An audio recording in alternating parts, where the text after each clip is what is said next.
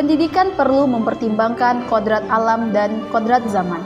Karena menurut Ki Hajar Dewantara menegaskan bahwasanya didiklah anak-anak dengan cara yang sesuai dengan tuntutan dan zamannya sendiri. Nah, dan juga Ki Hajar Dewantara juga menjelaskan bahwasanya dalam melakukan pembaharuan yang terpadu, hendaknya selalu diingat bahwa segala kepentingan anak-anak didik baik mengenai hidup diri, pribadinya maupun hidup kemasyarakatannya jangan sampai meninggalkan segala kepentingan yang berhubungan dengan kodrat keadaan, baik pada alam maupun zaman.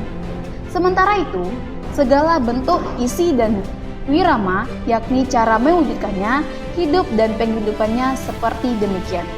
Hendaknya selalu disesuaikan dengan dasar-dasar dan azas-azas hidup kebangsaan yang bernilai dan tidak bertentangan dengan sifat-sifat kemanusiaan. Nah, dalam proses pendidikan, kata menuntun ini memiliki makna yang sangat penting. Nah, menuntun berarti memberikan arahan, bimbingan, dan dukungan kepada peserta didik agar mereka dapat memahami materi pelajaran dengan baik.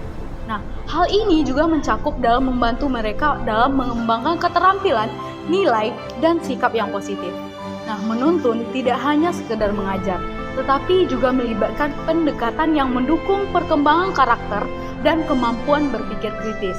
Nah, dalam konteks ini, seorang pendidik berperan sebagai pembimbing yang berperan sebagai yang membantu peserta didik memahami potensi yang dimiliki oleh dirinya. Selain itu, untuk mengeksplorasi minat yang dimilikinya. Dengan demikian, menuntun dalam pendidikan menciptakan lingkungan yang kondusif untuk belajar dan berkembang. Kata menuntun dimaknai dalam konteks sosial budaya, nilai-nilai luhur di daerah.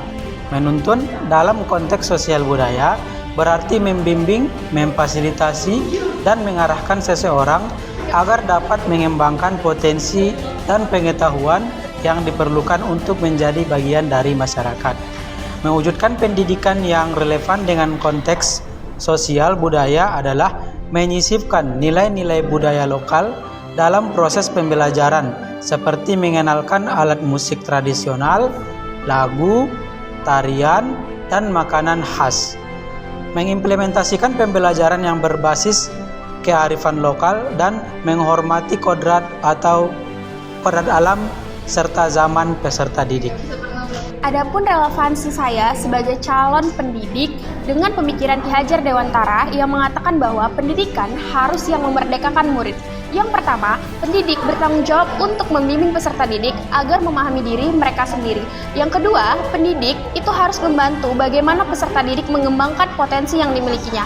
Yang ketiga, pendidik harus melayani segala kebutuhan murid karena setiap murid itu memiliki kebutuhan yang berbeda-beda. Yang keempat, pendidikan yang memerdekakan murid adalah proses pendidikan yang memberikan kebebasan kepada anak didik untuk mengatur dirinya sendiri.